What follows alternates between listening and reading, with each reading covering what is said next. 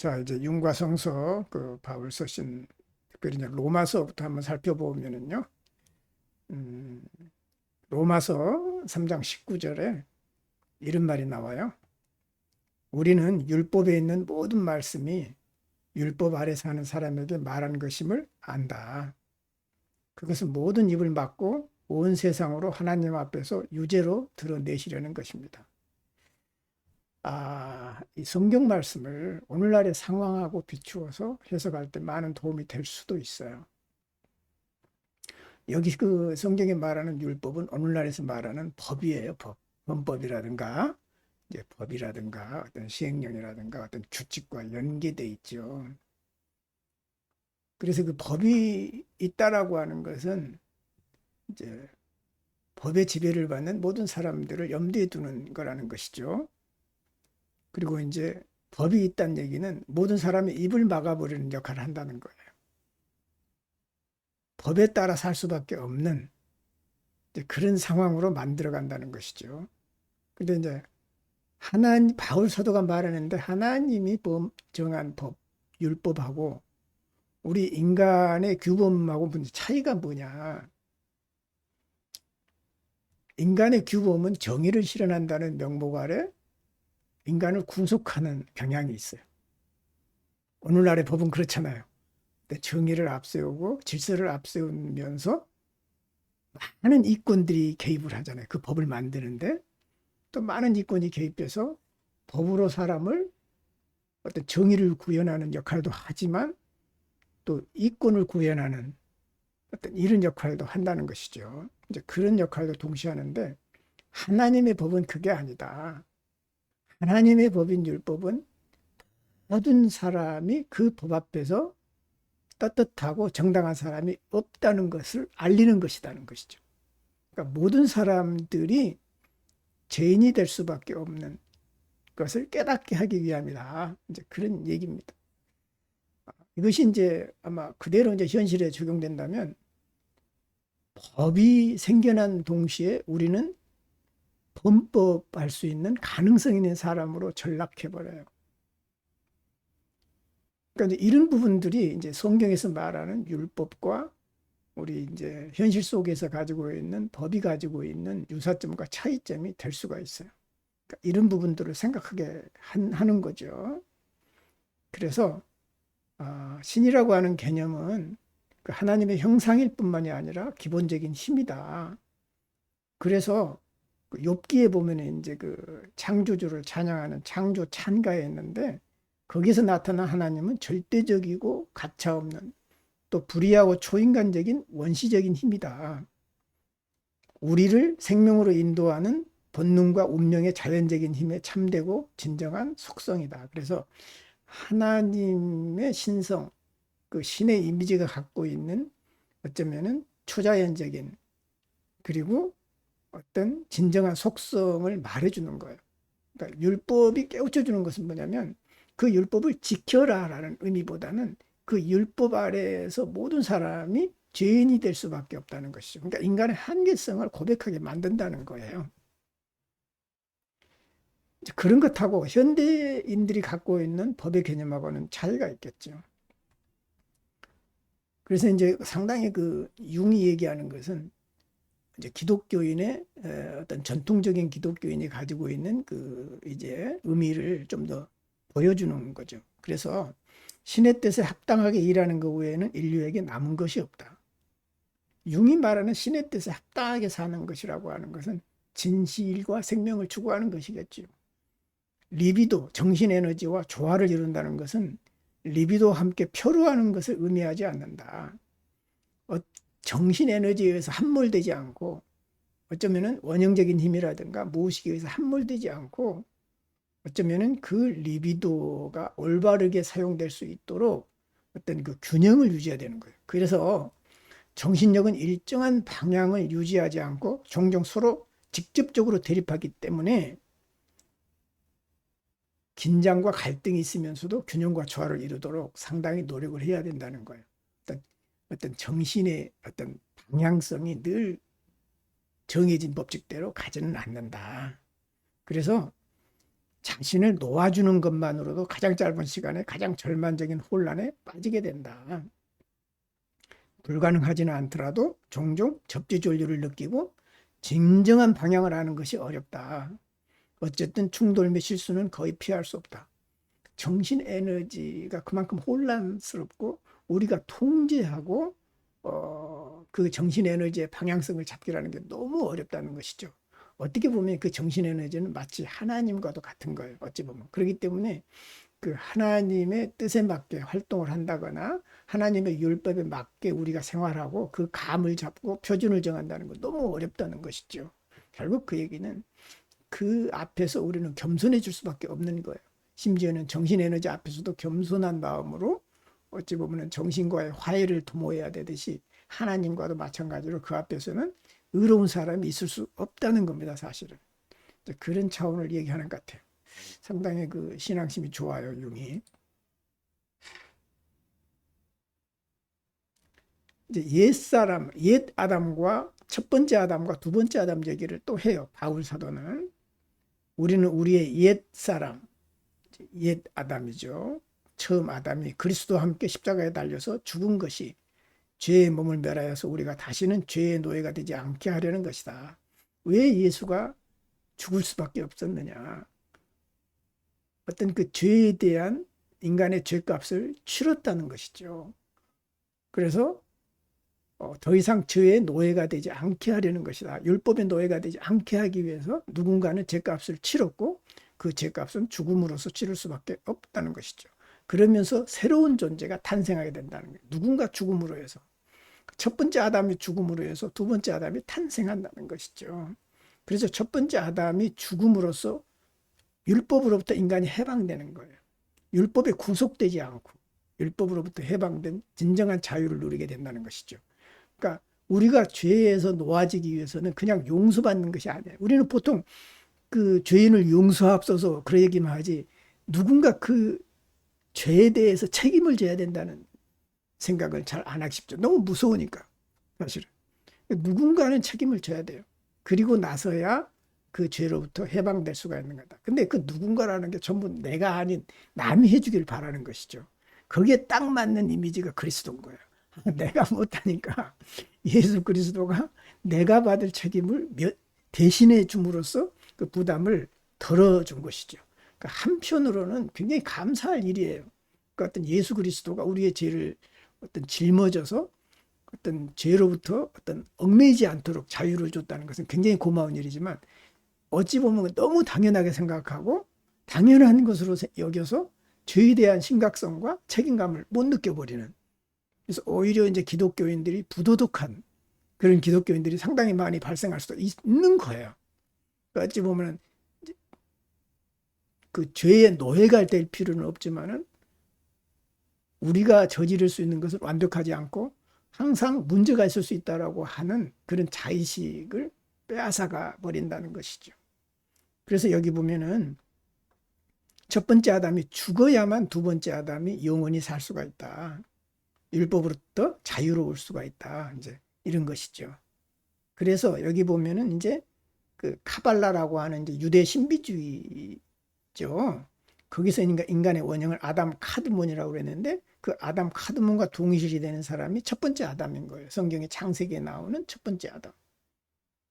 그래서 옛 아담, 첫 번째 아담이라는 것보다는 둘째나 그러니까 원래 아담을 기대할 수 있는데 그 이유는 주로 옛 아담이 이제 로마서에 따라서 오래되고 죄가 있고 구속받지 못한 사람을 의미한다. 첫 번째 아담은 죄로 인해서 죽어야만 돼요. 그래야 두 번째 아담이 탄생하고 두 번째 아담부터는 율법으로부터 자유로운 이제 인간이 된다는 것이죠. 구속되지 않는 인간. 그래서 이제 옛 아담이 십자가에 못 박혀 이제 죽음으로써 두 번째 아담이 탄생하는 거죠. 그러니까 예수는 어쩌면은 첫 번째 아담의 역할도 했고 두 번째 아담도 역할을 하는 거예요. 사실은 예수는 두 번째 아담으로서 나오셨지만은 예수가 지상에서 죽은 것은 첫 번째 아담의 역할을 해낸 거죠. 그리고 이제 부활해서 어쩌면 두 번째 아담의 역할을 한 거예요. 그러니까 예수는 첫 번째 아담이면서 동시에 두 번째 아담인 거예요. 어떻게 보면. 그래서 이제 로마서 7장 19절에 보면 나는 내가 원하는 선한 일을 하지 않고 도리어 원하지 않는 악한 일을 한다. 이게 이제 인간의 한계성 때문에 그래요. 아, 나는 선한 일을 하고 싶어. 착하게 살고 싶어. 근데 나도 모르게 악해지고 내가 원하지 않는 일을 하게 된다는 것이죠. 그 얘기를 심리학적으로 말하면 어떤 뜻이겠어요? 우리는 수시로 무의식적이 될 수밖에 없다는 것이죠. 그러니까 어찌 보면은 제정신이 아닌 거예요. 의식을 갖고 정신 차려서 뭔 일을 한 것이 아니라 나도 모르게 무의식적으로 엉뚱한 일을 행하는 경우가 너무 많다는 것이죠. 이건 이제 바울 사도도 고백을 한 거예요. 나는 내가 나 아닌 것 같다. 내가 원하지도 않는 악한 일을 내가 나도 모르게 하고 있어. 하고 솔직하게 고백을 한 거예요, 바울 사도가. 이제 이런 걸 보고 이제 융은 이런 바울 사도의 고백은 상당히 기만적으로 보일 수 있다. 왜냐하면 실제로 잠재의식의 반응이 도덕규범에 전혀 부합하지 않는 예가 아마도 더 많기 때문이다.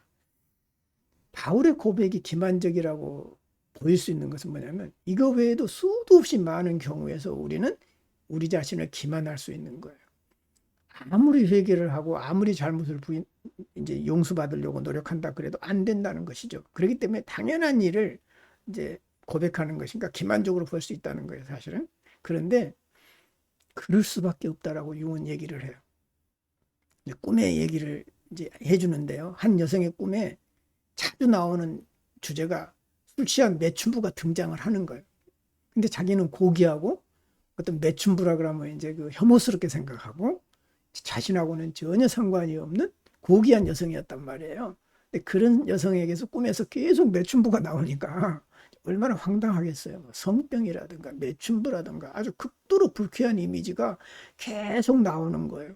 그러니까 이제 꿈을 꿀 때마다 이제 이런 그 아주 마음에 안 드는 꿈을 꾸니까 그 외설에 소름이 돋았고 항상 자신의 그 체구를 추구해왔던 자신이 왜 마음 깊은 곳에서는 이러한 환영에 시달리게 되었는지 이해할 수가 없었던 거예요.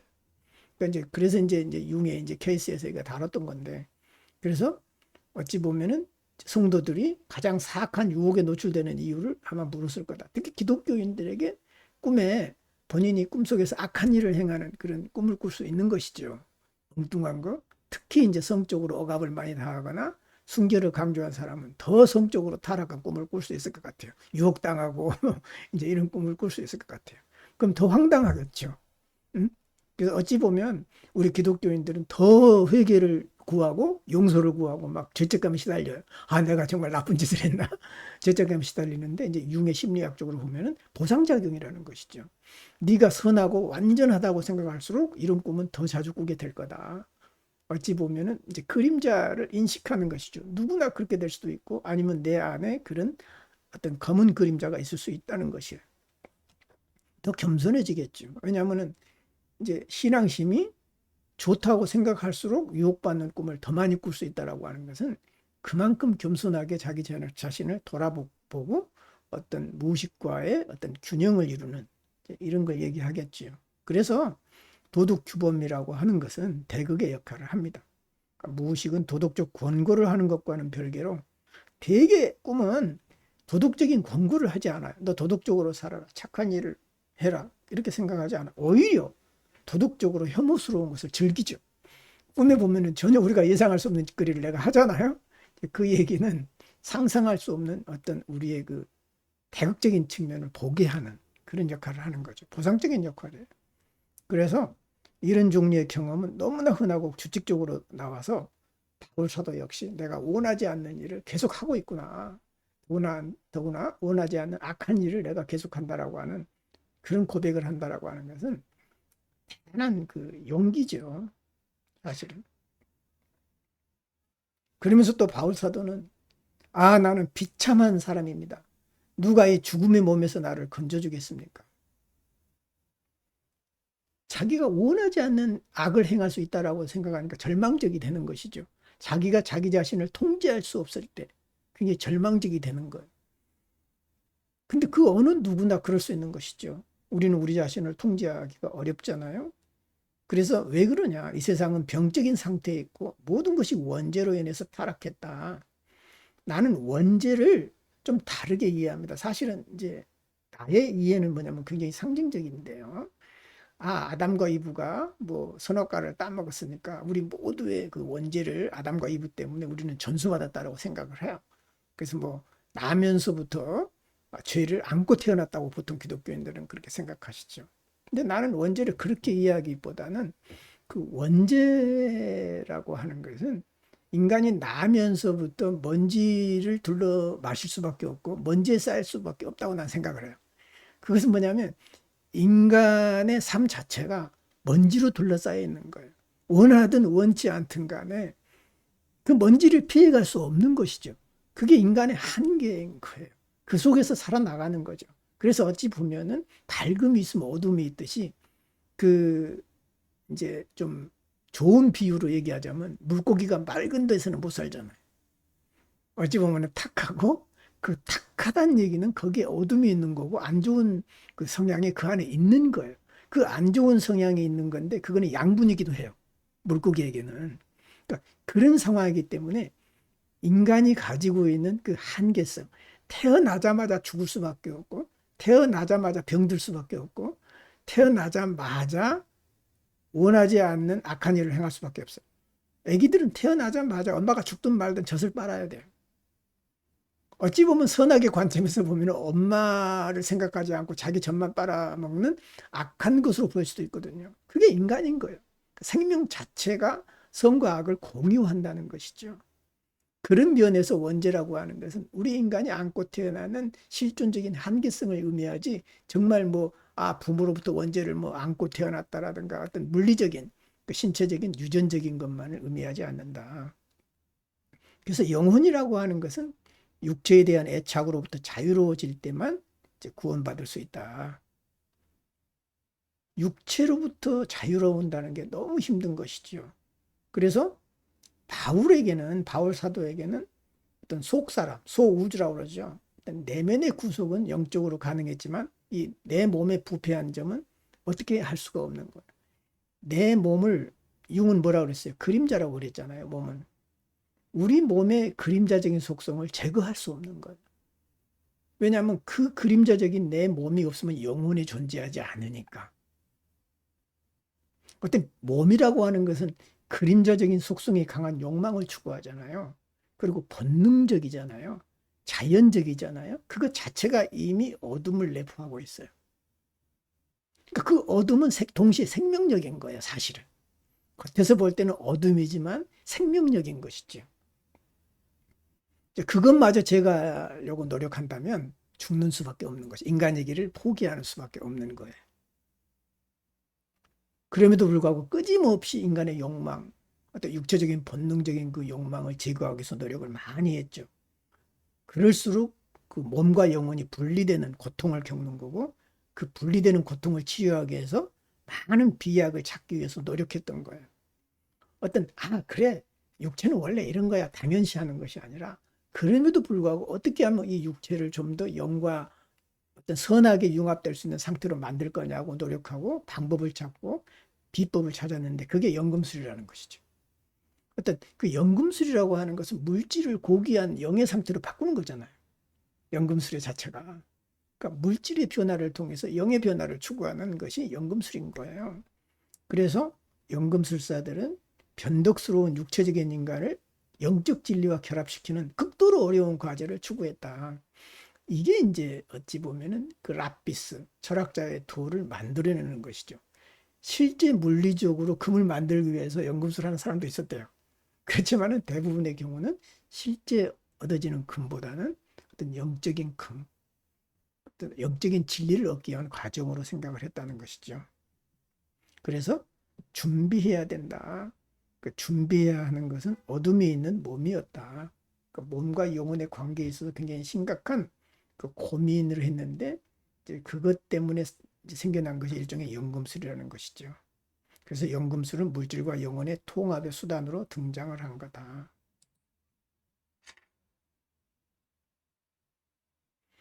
그래서 이제 바울 사도가 고백하는 것이요. 피조물이 다 이제까지 함께 탄식했다. 그리고 함께 고통을 겪었다. 우리는 탄식할 수밖에 없고 고통을 겪을 수밖에 없는 거예요. 그래서 우리는 무엇을 위해서 기도해야 되는지도 잘 알지 못해요. 결국 우리의 기도라고 하는 것이 결국 기도하는 것이 고통으로 탄식하는 것에 불과하다. 이렇게 바울 사도는 고백하는 것이죠. 그러면서 그 고통 때문에 인간은 본능적으로 구원의 대상을 찾는 거예요. 본능적인 거예요. 아무리 뭐라 그래도 뭐 신앙이 있든 없든 교회를 다니든 안 가든 정말 죽음의 상황에 처했거나 어려운 일이 당하면 신을 찾는 거고 구원자를 찾는 것이죠. 그러면서 기도를 하게 돼 있어요. 어떤 기도를 하든지 기도를 하게 돼 있어요. 그것은 인간이 어떤 고통 속에 있을 때 당연히 나오는 본능적인 거다. 그래서 이럴 때 이제 주로 고대인들이 찾는 구원자들은 주로 동물의 성하고 연계돼 있었어요. 그러니까 동물은 인간이 할 수 없는 초능력적인 힘을 많이 갖고 있다고 여겨졌죠. 힘도 세고 인간이 못한 것들을 굉장히 많이 하기 때문에 거기에다가 인간의 지성이라든가 지혜가 가미된 동물 반 인간 반 이런 식의 모습으로 신의 모습은 이제 많이 그려졌던 것이죠. 그래서 이 거미가 주로 이제 심리학에서는 그 모성의 상징으로 많이 사용이 되잖아요. 근데 최고의 권력을 상징하는 거예요. 거미가 최고의 권력을 상징했고 원숭이나 토끼가 이제 구속자를 의미하기도 했고요. 이제 거기에서 우리 기독교는 구속자가 어린 양, 그다음에 비둘기, 이런 성령의 비둘기 이런 식으로 많이 얘기를 하잖아요. 어린 양 예수, 어린 양 구세주. 그 얘기는 상당히 역설적인 거예요. 그동안에 이제 강한 이미지의 동물이 구원자상을 가졌다면 예수 시대에 와서 아무런 힘도 없이 십자가에 달려서 죽을 수밖에 없는 그 예수가 우리를 구원한다는 거예요. 그러니까 약한 자가 강한 자를 구원한다는 것이죠. 어떤 로마의 압제를 받으면서 로마에 대항해서 강한 힘으로 로마를 무찌르는 것이 아니라 지극히 로마의 어떤 권세에 비해서 약하지만 그 약한 것이 강한 자를 변화시킨다는 것이죠. 결국 그렇게 했잖아요. 기독교는 그 강한 로마를 변화시킨 거예요. 굉장히 억압하고 압제했던 그 로마가 기독교 국가가 돼버렸잖아요. 굉장히 아이러니인 것이죠. 그래서 이제 굉장히 여러 동물 상징 가운데서도 역설적이고 온유한 그 이미지를 주는 게 기독교 상징이다. 그런 얘기를 하는 거죠.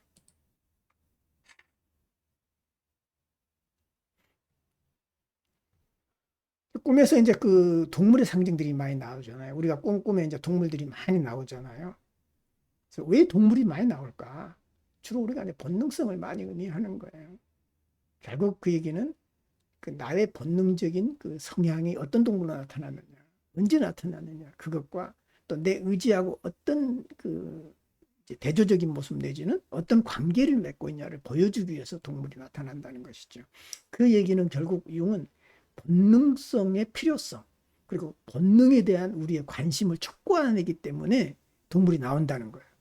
대부분 본능적인 욕망을 어떤 업신여기거나 무시해버리거나 아니면 죄책감을 느낀다든가 어찌 보면 이제 별로 값어치 없는 걸로 여겨버린다는 거죠. 본능적인 충동에 대해서. 근데 그 본능적인 충동이라고 하는 것은 우리 인간이 가지고 있는 모든 생명이 가지고 있는 생명력이라는 것이죠. 그러니까 너무 도덕적으로 우리는 알려져 있어요.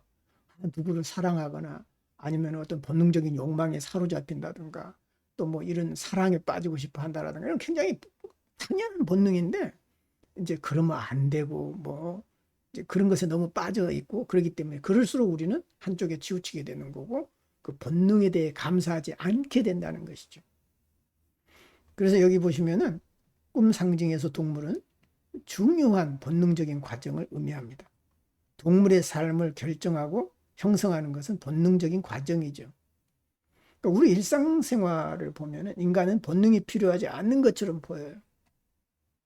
특히 의지의 주권적인 힘을 확신할 때 그렇다. 내 의지로 모든 것을 다스릴 수 있고 어떤 인간이 어떤 이성적이라야 되고 본능적이면 안 되고 야만적이면 안 되고 이제 이런 것을 강조하면 강조할수록 더 그런 걸 추구하게 되는 거예요. 한번 주변에 많은 사람들 보세요. 거룩한 척하고 또 지성적이고 이성적인 것을 강조하면 할수록 굉장히 강한 그 본능적인 애착에 파묻히게 되는 것이죠. 어찌 보면 식욕에 파묻혀 버린다든가 권력에 파묻혀 버린다든가 뭐 이런 경우를 많이 보죠. 굉장히 본능적인 힘에 오히려 더 매료된다는 것이죠. 꼭 무슨 성적으로나 아니면 도덕적으로 나쁜 짓을 해서가 아니라 어떤 그 본능적인 권력에 휩싸인 것도 본능의 욕망인 거예요, 사실은 그런 것들도. 그래서 이제 본능의 상실로 자신의 존재 자체가 얼마나 위태로운지 알지 못한다. 자기는 본능적인 것을 추구하면서 본능적이 아니라라고 또 합리화시키지. 그래서 본능의 의미를 있는 그대로 인정하라. 가장 순수하고 가장 정직한 것이 본능적인 거고 그걸 대변하는 게 몸인 거예요. 이제 우리가 몸이 많이 아파봤잖아요. 근데 이제 그렇게 아파보면서 느낀 것은 뭐냐. 아, 몸에 대해서, 우리의 그림자인 몸에 대해서, 또 우리의 생명체인 몸에 대해서 가장 중요한 우리를 살리는 몸에 대해서 너무 등한시했고 몰랐다라고. 그러니까 몸을 무시한 거예요. 어찌 보면. 몰랐던 거예요. 당연하게 여긴 거죠. 아주 내 몸이 나를 지탱해 주는 게 너무 당연한 거예요. 너무. 그러니까 신경을 안 쓴 거예요. 이제 그것에 대한 반란이라는 생각이 들어요. 나는 계속해서. 그 몸의 반란. 그 반란이 여러 번 했는데 우리가 몰랐던 거예요. 여러 번 반란을 했는데 무시하고 몰랐다가 하도 말을 안 들어먹으니까 그래 네가 나를 모르고 계속 네 원한 대로만 하니까 나중에는 제동을 걸다가 이제 심하게 제동을 걸 때가 있는 것이죠. 또 그것도 하나의 과정인 것 같아요. 그래서 우리는 이제 그 본능의 의미를 무시해버리고 또 본능이 위축될 정도로 평가절하할 때 상당한 문제가 생기게 된다. 그러므로 꿈이 그 본능성, 동물을 출연으로 해가지고 그 본능성을 강조할 때 우리가 삶에 적응하는 데 있어서 위험한 것을 미리 알려주기 위함이다. 어떤 동물이 나타나고 본능적인 욕망이 나타날 때는 어떤 그런 위험성이 실제로 발생할 수 있는 거예요. 거기에 대한 경고 내지는 보상적인 차원에서 나타난다는 것이죠. 그러니까 이제 그런 부분에 있어서는 우리는 이제 솔직하게 우리 자신을 들여다봐야 된다. 그런 얘기입니다.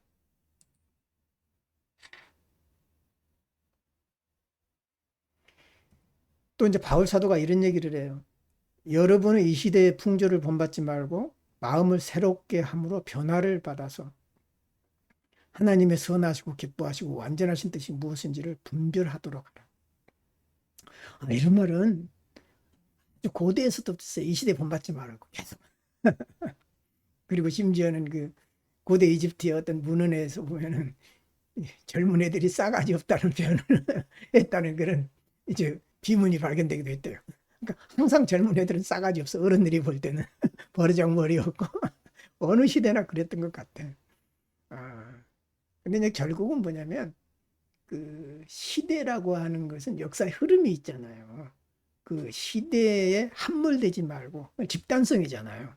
그러니까 집단적인 조류에 함몰되지 말고 거기서 어떤 개인을 지켜야 되는데 개인을 지키기 위해서는 하나님의 선하고 기뻐하시고 완전한 뜻을 분별해야 된다는 거예요. 그 시대가 흐르는 어떤 사상이라든가 조류를 무조건 쫓아가는 것이 아니라 무엇이 진실인가?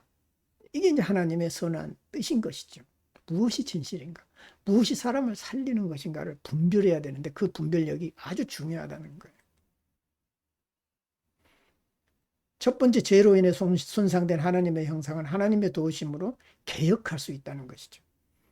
어찌 보면 우리의 원죄로 인해서 손상된 모습을 개혁할 때 가능한데 그 개혁은 우리 스스로 할 수 있는 것이 아니라 하나님의 도우심으로 가능하다. 신의 도우심으로 가능하다.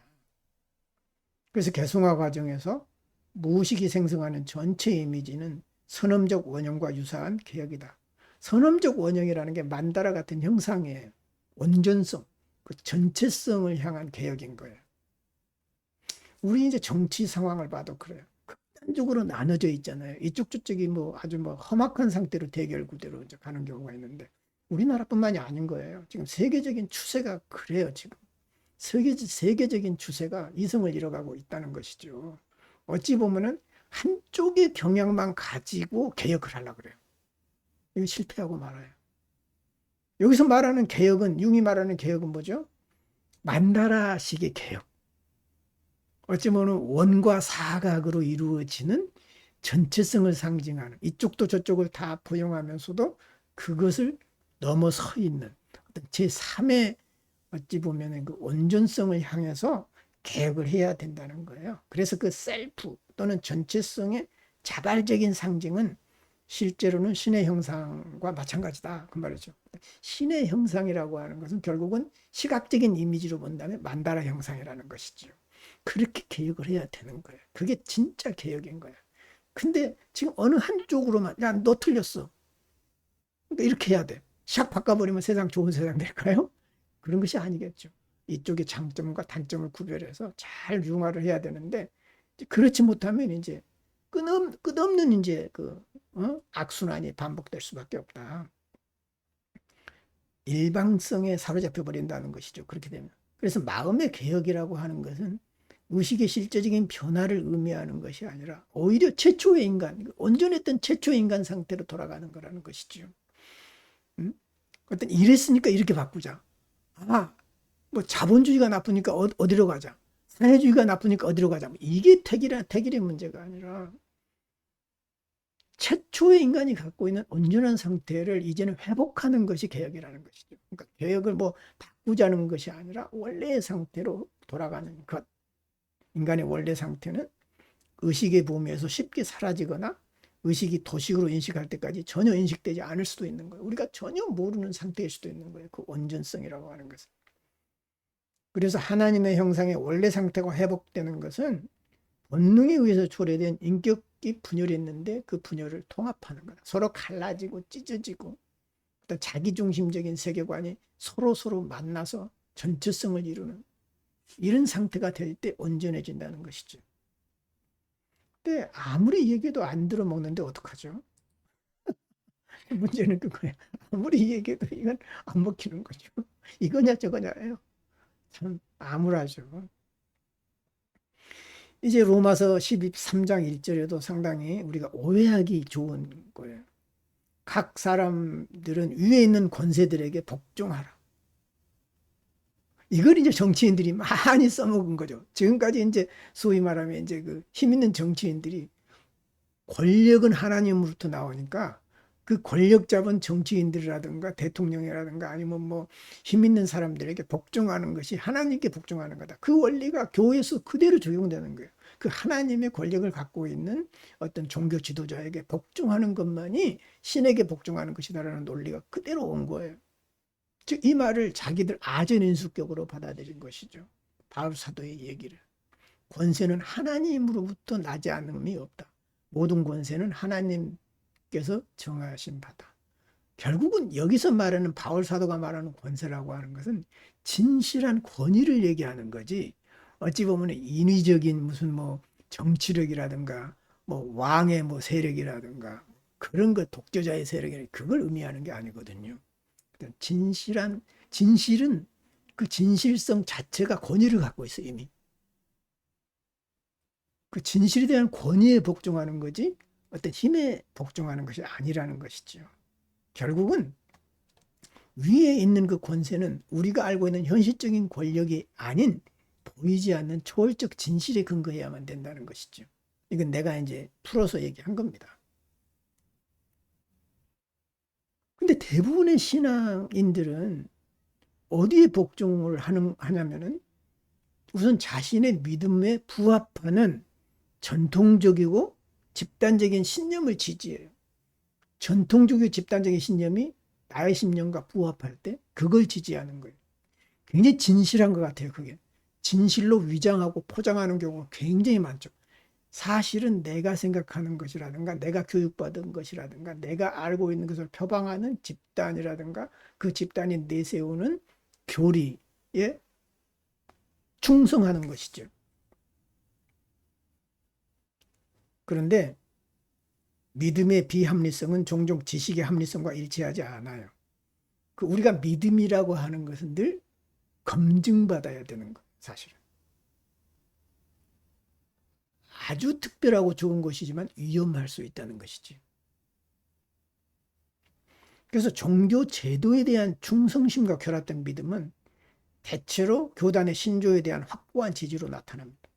근데 진실에 대한 믿음이라기보다는 생명에 대한 믿음이라기보다는 내가 믿고 있는 단체, 내가 속해 있는 종교, 내가 속해 있는 교단이 내세우는 교리에 충성하는 것이 믿음이라고 생각한다는 것이죠. 많은 사람들은.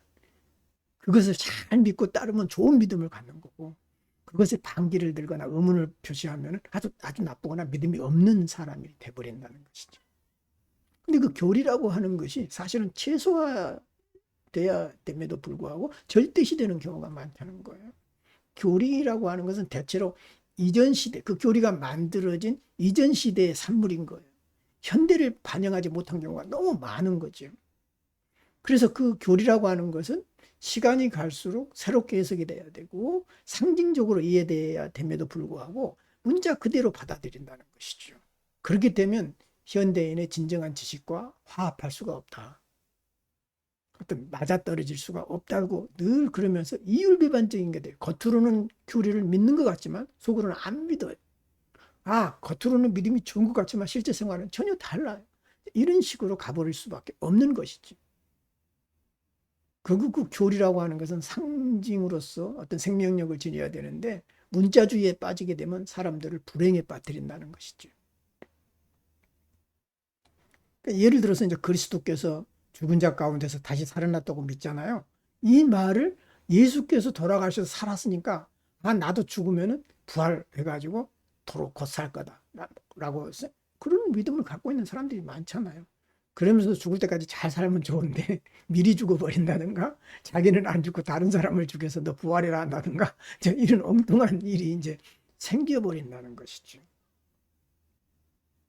그렇기 때문에 어떤 상징적인 이해, 그 안에 담긴 뜻이 무엇인가를 알아차리는 게 굉장히 중요하다. 그런 뜻입니다. 그래서 신앙이라고 하는 것은 늘 이성의 검증을 받아야 돼요. 이성도 완벽한 것은 아니지만 어떤 그런 이성적인 판단과 신앙이 긴장과 갈등을 유지해 줄 때 거기에서 어떤 이제 균형이 이루어진다는 것이죠.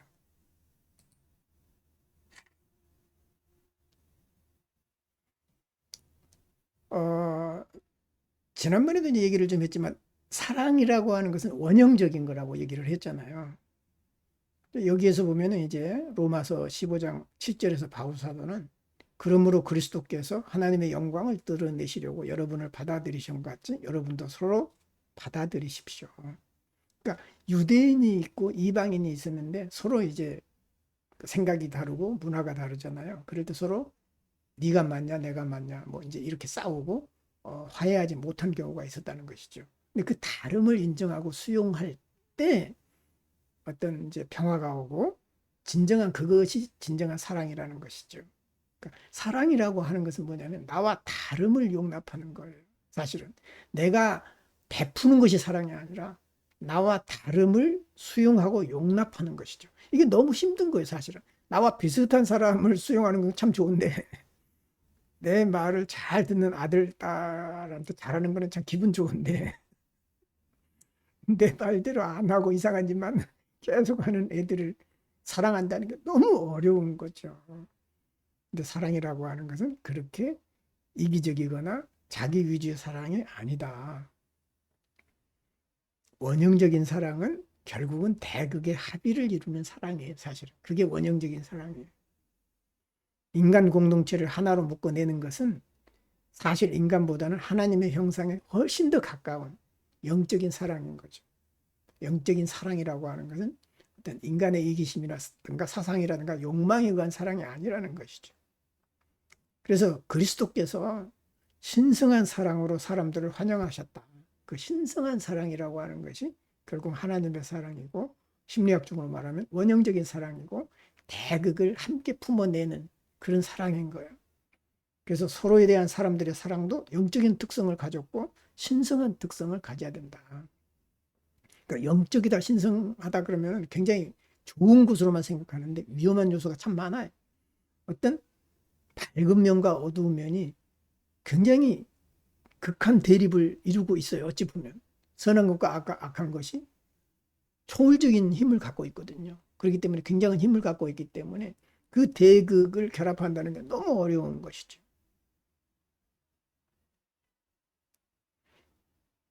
그러므로 원형적인 사랑과는 달리 우리 인간적인 형태의 사랑은 영적이거나 신성하지 않다는 것이죠.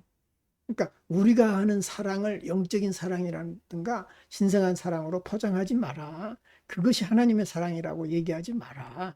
그런 겁니다. 진실한 관계에서 원형적 질서의 공동체가 생겨납니다. 진실한 관계라고 하는 것은 진실한 사랑을 할 때 가능해진다는 것이죠. 어떤 공동체가 좋은 공동체냐? 원형적인 질서가 지배하는 공동체라야 된다. 어려운 일이죠. 원형적인 질서가 지배하는 공동체라고 하는 것은 나와 정반대되는 사람도 함께 공유하고 함께 살아갈 수 있는 공동체가 돼야 되는 것이죠. 그게 너무 어려워요. 나부터도 너무 어려운 것이죠. 그래서 이 공동체는 집단의 이익을 지향하지 않아요. 모든 집단은 그 집단의 이익을 이제 추구하잖아요. 그게 집단의 성향인데 집단의 이익을 지향하지 않아요. 그럼 뭘 지향한다는가? 생명을 지향해야 돼요. 내가 늘 얘기하는 생명을 지향해야 돼요. 사람을 살리는 것에 초점을 둬야 되는 것이죠. 그러니까 살린다는 것이 무조건 베풀고 잘해주고 이렇게 하는 것이 살리는 것이냐? 그건 아니겠지만 적어도 생명 원리에 입각해야 되는 거예요. 이게 이제 진짜 어떤 바람직한 공동체라는 것이죠. 그래서 그런 공동체는 다른 모든 공동체와 구별이 된다. 그리고 그것은 정말 초월적인 공동체가 되고 초월적인 상징이 될 수밖에 없다. 그런 뜻입니다. 이 정도로 하고요. 다음 주에는 고린도 전후서를 이제 하겠습니다. 로마서를 이렇게 마치겠습니다. 여러분 수고 많았어요.